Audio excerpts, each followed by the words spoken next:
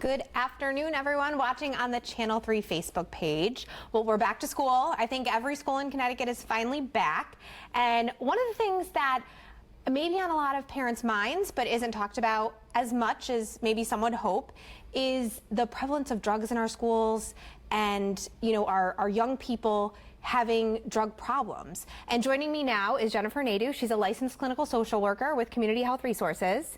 And you're here to talk to us a little bit about the program you have, and we can talk about signs and how to talk to your kids about these things. Yeah, sure. So the program that I'm here to talk about today is Multidimensional Family Therapy, or MDFT. We like to use a lot of acronyms in our field. Makes it easier to keep track of things. Right, exactly. So MDFT is a comprehensive integrated family treatment approach where we work with youth who are 9 through 18 and their families, providing therapy. So we work with the individual youth, with the parents, and with the family together. In terms of signs that you would look out for, you know, we're looking for kids who maybe are just acting differently than they used to. We know that, you know, back to school, there's lots of transitions, and so kids might be struggling a little bit. We know that anytime that there are changes that are going on, kids can sometimes, you know, just have some difficulties, and families can too, right? Like, we all struggle with it. Of course. Just a change in schedule, change in routine. Signs that we might look for in kids, you know, they're acting differently, they're hanging out with different peer groups, you know, maybe they were doing well in school before and now they're struggling at school, maybe they're acting more withdrawn or more isolative, or maybe on the flip side, maybe they're acting more aggressively or oppositionally. So what's the first step? You know, you see your child is not acting the way they were maybe last school year. Yeah. What's the first thing that a parent should do? So I think really the first thing is to try and have a conversation with your kid, right? And I think, you know, I think sometimes parents shy away from having those conversations with kids because they think like, oh, you know, like if we talk about it, that means that it, you know, oh, we're gonna, you know, the elephant in the room, right? Not like, my not my kid. Or, you know, they just think like, oh, well, you know, they always just tell me things are fine or nothing happened or there's no problems. But I think the more that we can talk to our kids and just let them know that we're gonna be there and have those open conversations with them, I think that's really important. Now, you say you work with kids starting at 9 years old. We do. Do you see, because I have a 9-year-old daughter. She's in 4th grade. Yeah. I could never imagine a child that young, but do you see that a lot? So, you know, usually with a younger population of kids that we work with, so, you know, kind of those later elementary to like middle school age kids, those tend to be the kids that are more at risk versus the kids who are actually using drugs, right? You would be surprised though that occasionally you do find that there are some younger kids who are using drugs. I think, you know, more it's the high school age kids that we find that are using substances more so than kind of those younger age kids, right? Like the 9 through 12. Maybe they're the sibling of they someone. could be the sibling of someone who has a drug problem, the child of someone, right? Maybe there's a family history. It could be that they're just starting to hang out with the wrong crowd. They're getting, you know, in trouble at school more frequently, kind of displaying some of those at-risk behaviors. Now, I want to talk about the program a little bit because the last time we spoke, I was blown away by this because you involve the whole family, the whole community. And I think it's such a unique approach, and I think it's so important too. So can you tell us a little bit more about the program specifically? Sure. So again, MDFT is an evidence-based model. So what that means is that there's a lot of research behind it that shows that it works, right? We like to use fancy terms. So you know, there's a lot of research that shows that it works. And so we work across 4 different domains. So we're working with the individual youth, we're working with the parents, we're working with the family, and then we're also working with the community. And so MDFT is a unique approach in that there's a therapist and then a therapist assistant, so it's a team approach where we're working with the youth and with their family. And so we're usually scheduling an individual session with the youth, an individual session with the parents, and then a family session in the context of 1 week. And then the therapist assistant or the case manager is also scheduling times to meet with both the parents and with the youth as well throughout the course of the week. Why is it so important to include everyone? Yeah, so, you know, I think we talked about this a little bit last time, right? Like, kids don't live in a bubble. And so I think what we have found is that, you know, if we only kind of work across one area, that we're really missing the bigger picture, right? We know that kids, you know, are involved in many different things, right? They've got their community, they have their peer groups, they have their family, their academics, right? And so if we only focus on one of those areas, we're missing everything else. And so MDFT, I think, takes that unique approach where we really want to try and focus across as many of those areas as we can to be able to have the most progress and the most successful outcomes. And I think speaking as a parent, and maybe for other parents, parents tend to blame themselves when their children begin using or display this at-risk behavior. That's not the case, though. No, and you know, I think most parents, right? They, for whatever happens in terms of if things go wrong, that they're sometimes kind of the first to blame themselves, right? Or to feel like they're at fault for something happening. Sometimes it's just, you know, the kid was kind of in the wrong place at the wrong time, or, you know, maybe they're an impressionable youth, right? And are hanging out with the wrong kids. And it could just be that the kid is under a level of stress, right? But it doesn't necessarily mean that the parent did anything wrong, right? I think the important thing is that there is hope, right? And that there is the ability for us to be able to help their family. Now, for those of you just joining us, we're talking about a very important topic, especially as our kids go back to school, and it's drug use among our young people. I'm speaking with Jennifer Nadeau. She's a licensed clinical social worker for CHR, Community Health Resources. So if any parents out there or teachers or family members, if you guys have questions, I have our Facebook page up. I can certainly ask Jennifer if you guys have questions. I want to go back because we talked about it a little bit at the beginning of the interview, but for those of us, those people just joining in, what are some of the first signs that a parent might see in their child if they're using? Yeah, sure. So again, you know, we talked about kids who are just acting differently for no apparent reason, right? Maybe they're hanging out with a different peer group. Maybe they're, you know, no longer interested in activities that they used to be interested in. Maybe they're more withdrawn. Maybe they seem more tired. On the flip side, maybe they're acting more aggressively. Maybe, you know, they're being more oppositional or defiant about things, struggling in school, things of that nature.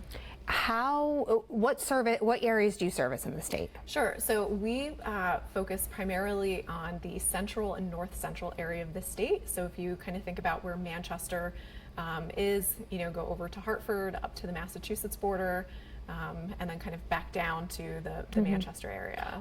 What are some of the other programs that you offer as well for kids and teens? Yeah, so I think, you know, Community Health Resources, you know, we offer a full array of services.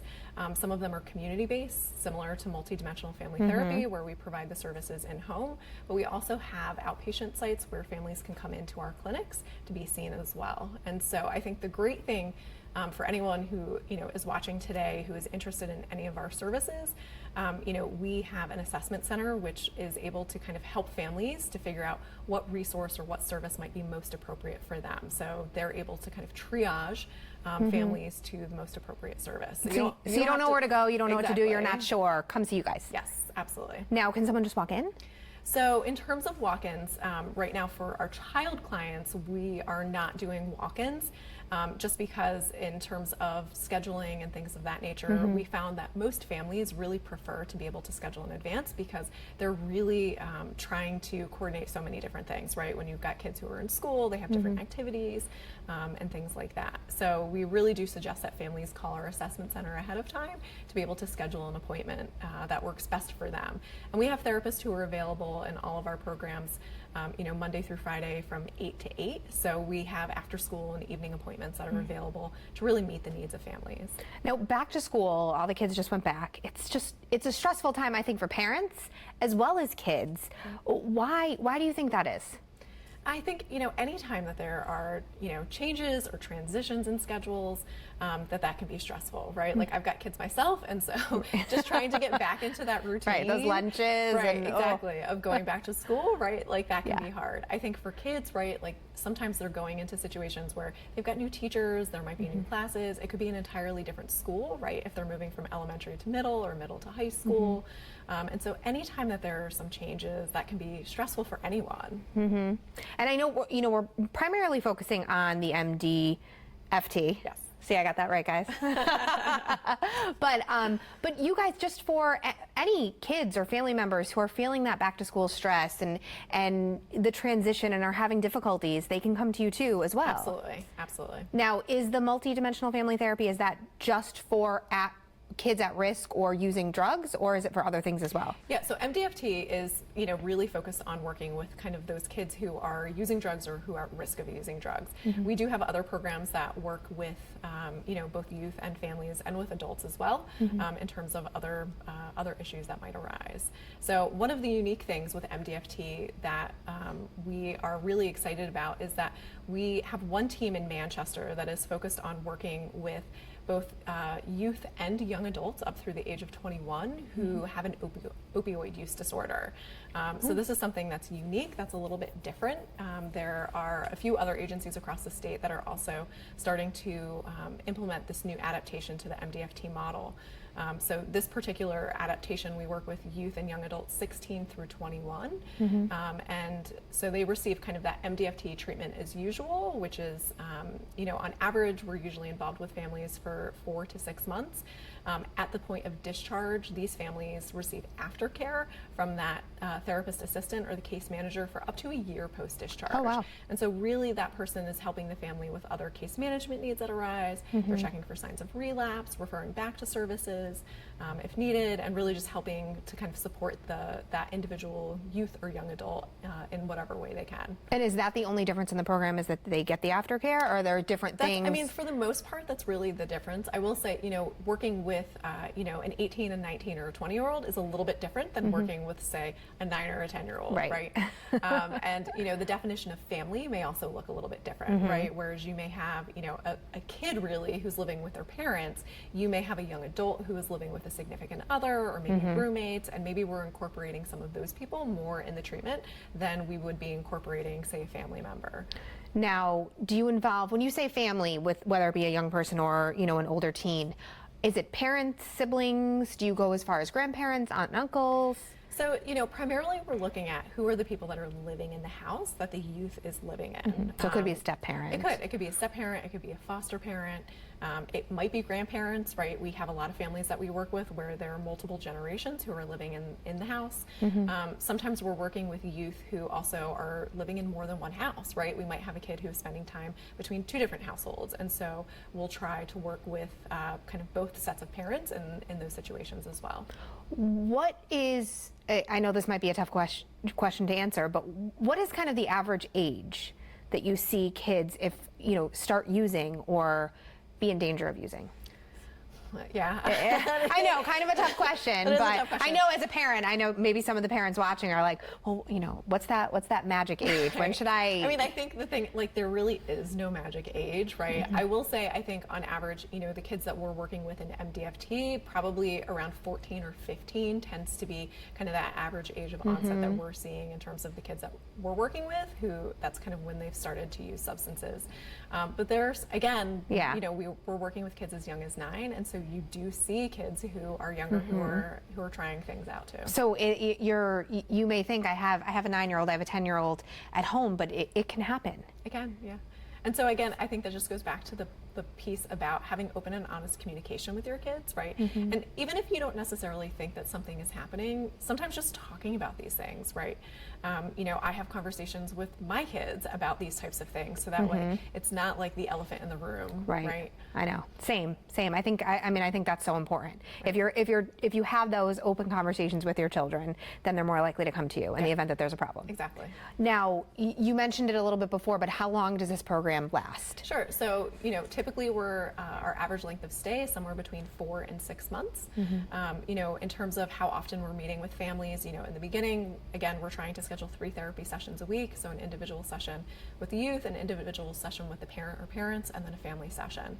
Sometimes we'll schedule 2 of those sessions back to back just to make it a little bit easier in terms of scheduling, right? Especially with back to school. Right. Things are a little chaotic right now for a lot of our families.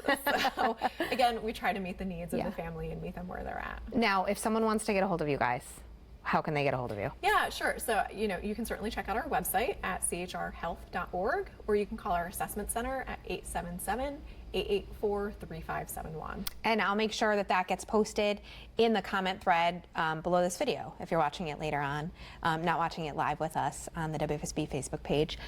Jennifer, thank you so much for joining us today. Thank you for having me. All right, have a good afternoon, everyone.